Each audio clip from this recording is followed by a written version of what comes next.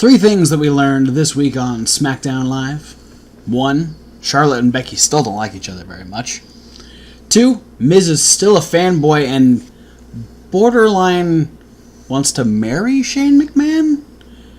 And 3, Samoa Joe is still a dick. Welcome to Tuesday Night Live. So we open up with Becky Lynch returning. We know that she is officially going to defend her championship at TLC. And initially it was going to be just against Charlotte. The two of them having some words back and forth, wanting to fight right then and there.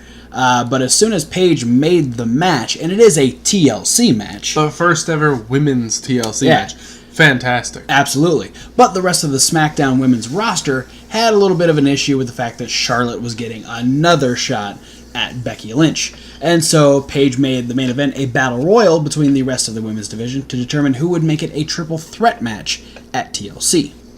We then had the Usos defeat The Bar. We had New Day roast The Miz, and then Miz challenged any one of them to a match. AJ Styles talked a little bit about how he lost the title and Daniel Bryan's reasoning last week on SmackDown. He's not a fan of any of it, but he is ready to take his championship back at TLC. Lars Sullivan, they're hyping the shit out of that guy. Shinsuke was supposed to face Rusev, but instead he just beat the hell out of Rusev, and that was messed up. Boo! Jeff Hardy celebrated 20 years since initially signing with the WWE.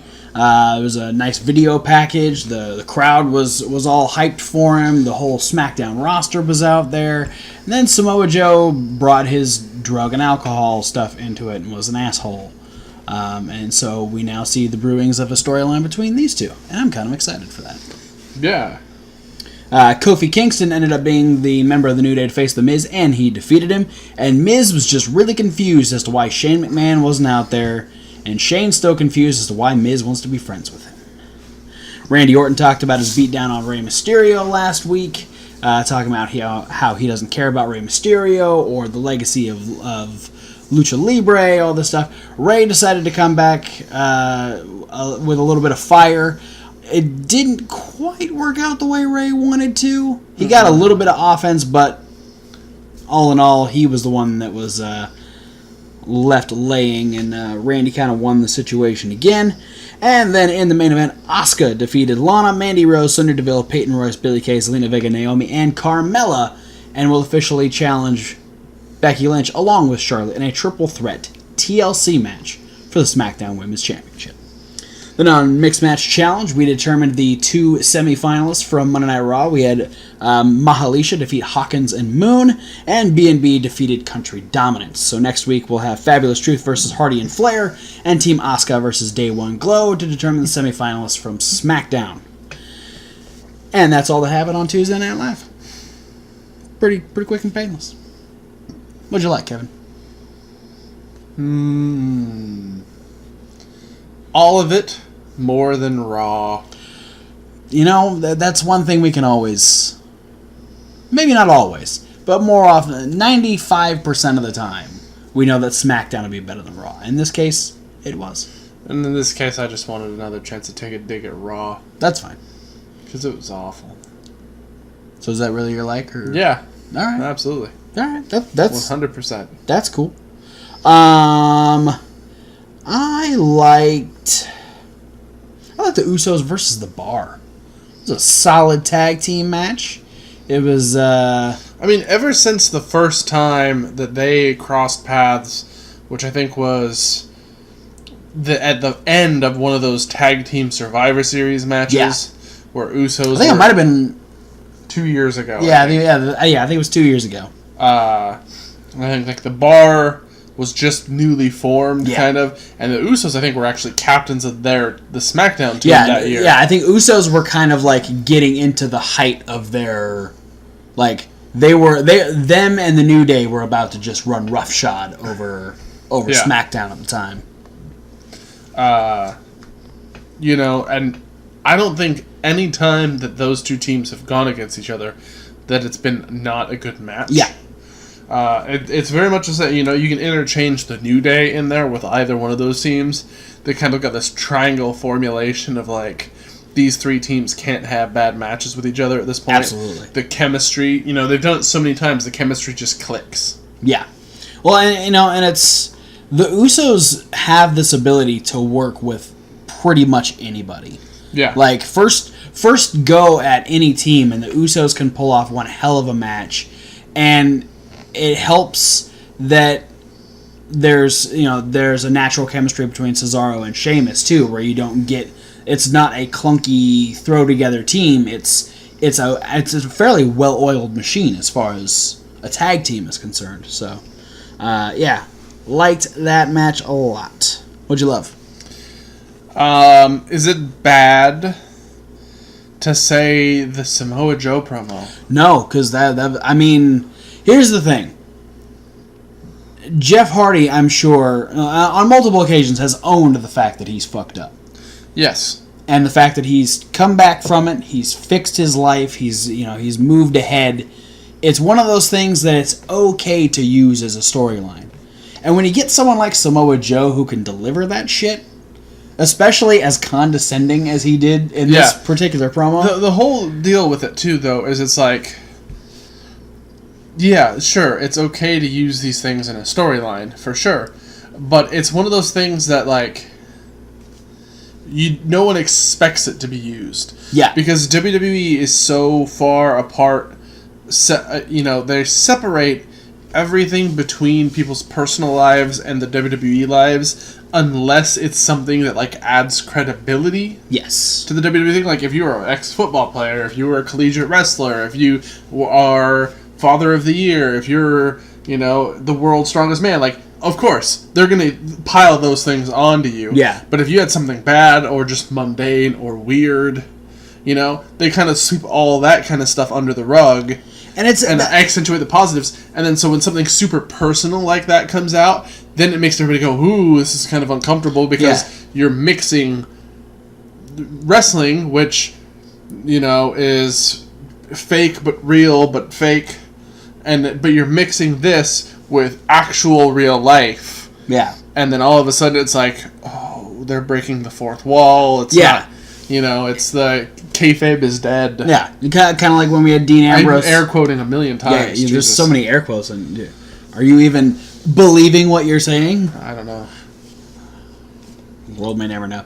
Yeah, it's like when Dean Ambrose kind of took the shot at Roman Reigns about how he has to, like, answer to God, essentially, like, after all the stuff that the Shield did. So, yeah, and I love the way it just seemed. I didn't know what to expect when Samoa Joe came out. And so, like, the fact is, like, oh, yeah, I was late, I was back there, I was, like, getting ready for a celebration stuff, but then I realized that's probably a bad idea around you, and then, that's where it started, and then it just, and so, this is what Samoa Joe should have been doing with AJ, and not stalking his family. It's just being an asshole, because that's what Samoa Joe is good at. Yeah, and it's, I don't know. I didn't notice either that Joe wasn't present on the ramp with everybody else.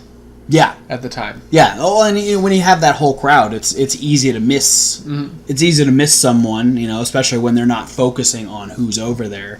And I love the just kind of the natural Shane getting involved and no, Joe, you need to shut your mouth right now. And Jeff's like, no, let him say something. How organic it all felt. Yeah. Really added to the moment. All in all, I really liked all of SmackDown, and I even liked Mixed Match Challenge. But I just love the fact that I can say Finn Balor defeated Bobby Trashley and kicked them out of the.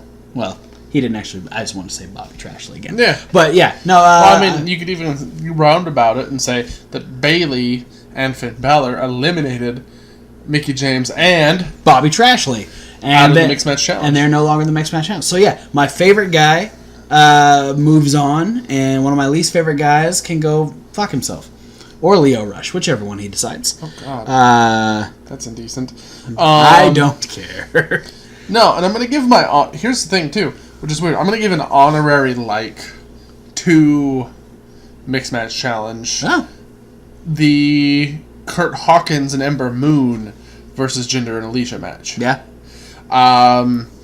Because here's one of those things, running gag, Kurt Hawkins always loses. I think people often forget that Kurt Hawkins can actually wrestle. He has a school. Yeah. He trains people to become professional wrestlers. Yeah. Create a Pro in Queens? Yeah, I think. Somewhere in New York.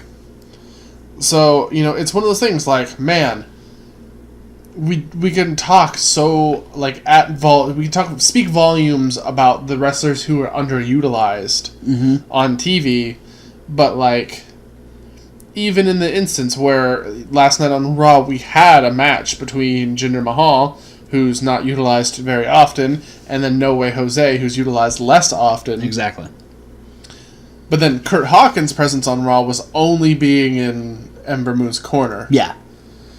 Whereas here, he actually got to, like, do something. Yeah. And you watched him, and he fought off the Singh brothers. He wrestled Jinder Mahal. It's weird to say in the sentence that, like, Kurt Hawkins was holding his own against former WWE champion Jinder Mahal. Yeah. But it's just one of those things where it's like, man, I wish that the product would rotate. Yeah. And both of us being in the business where we handle food. Yes. On the regular, product rotation. Yeah. Is a thing they harp on because if you have to put the freshest stuff in the back, bring everything forward, so the things don't get stale. Yeah, because if you keep putting the same crap out, no one's gonna buy it. Yeah, so it's just gonna sit there and it's just gonna be the same thing and it's just gonna be disgusting. So I wish there would be a moment where we could have, let's just put Jinder and Ziggler and a couple people on the back burner for a few weeks. Yeah. And do a time where we can build up Zack Ryder, Kurt Hawkins, No Way Jose, Mike Kanellis, like all these people that don't get the TV time. And to be fair, Mike Kanellis is finally getting some TV time on 205 Live, which is fantastic. I think Heath Slater. I think Mixed Match Challenge is perfect to where it's like, hey, here's this little show where we can put Jinder Mahal and we can put. You can do Dolph Ziggler, you can do Finn Balor and stuff like that, like people that you see on a regular basis, and give those other people spots on Raw and SmackDown. That's one of the things. That was probably my biggest complaint actually about this season of the Mixed Match Challenge is I didn't think that Braun needed to be back on again. No. Definitely not. Which, I mean, it was going to be good because everybody liked the Team Little Big chemistry. Yeah, and then it was messed up because Alexa got hurt. Yeah, and then AJ Styles. Yeah, because I was like, in no way should the champion be on this show. Absolutely. And then in an ironic twist of like ways that things get twisted around, when he lost the belt, he ditched the show too. Yeah, it was the attack from Daniel Bryan took him out, and now they're they're keeping Jeff Hardy in it, which confuses me. The fact that they're just like, oh yeah, instead of it's just Jeff now. It's been Jeff the whole time. Jeff is part of Phenomenal Flair. That makes sense. So that's where I think like some of these guys who are already involved in big storylines take a step back and go ahead and throw No Way Jose. Go ahead and throw Zack Ryder. Go ahead, absolutely. Kurt Hawkins. A member of this. That'd be hysterical. A member of the Ascension. Yeah, there you go. Heath Slater, Rhino. Anybody really. The Club. Yeah. Epico. The Colognes. Where the fuck has Sin Cara been? I think Sin Cara's actually hurt. Didn't he have surgery a few months ago? Yeah, but he could be back by now. Maybe. Anyway, did you dislike anything? I don't have a dislike. I have a worry. Lars? Yeah. My dislike was just I wanted to see Shinsuke versus Rusev. Yeah, I hope this builds up for a good feud between the two because fucking Shinsuke needs something. So does Rusev. I mean, at least Rusev has had something recently. Shinsuke has had bullshit. Yeah. Well, Shinsuke is just Shinsuke had a great match at Survivor Series though with Seth Rollins. Rusev's dropped off the face of the planet since he beat Aiden English. Yeah. So apparently that breakup storyline didn't work for either of them because No, not at all. Aiden English hasn't even been on We all TV. knew it wasn't going to work. Well, we knew it wasn't going to work for Aiden English. But it also hasn't worked for Rusev. Yeah, no, that's the thing is when they planted the seeds, everybody is like, this is not going to end beneficially for either person. Yeah. Keep them together, please, because they were awesome. Yeah, Aiden English, put him on Mixed Match Challenge with somebody. Yeah. Bring back Jillian Hall. Really? So they could sing together. Oh. That's a good idea. I like that. Yeah, no, I don't have a dislike. I'm really worried. It's the same where I have it with every NXT person because it happens so very often that Lars is such a good... He's good in the spot he's in on NXT. And now that they are hyping the shit out of him. And he doesn't need that. Because he's a monster. He's gonna come show us what he can do. And so I'm really worried about how much stock they're putting in him because I don't foresee them using him in any beneficial way because it's probably going to be a fast shot to a match with the Big Show and that's going to be it. Especially if he ends up on SmackDown, which is more than likely going to happen because they're not going to have him on the same show as both Brock Lesnar and Braun Strowman. So, stop killing NXT talent. Stop it. Give Shinsuke and Rusev something to do. They're both former NXT guys. Damn it. Anyway, but for the most part, Tuesday Night Live was really good. It was. It was a good show. But I think that's the end of our review of Tuesday Night Live. So, guys, thanks for watching. Sorry, I got a little preachy there. That's all right. Don't forget to like, comment, and subscribe. Be sure to click all the links down below. There are tons of social media links. There's also a podcast link. That's the link that says SoundCloud. And the raw review is up because the audio actually worked this time. So be sure to check that out and subscribe.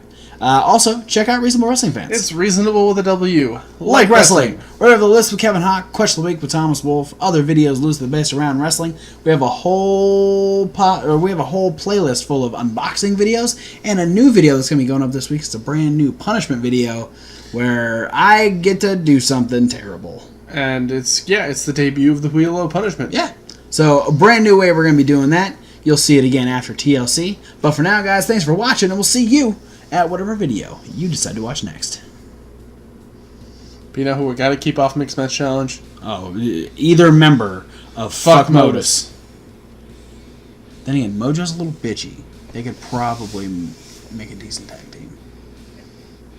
Yeah. And get eliminated in the first round. Perfect. Awesome.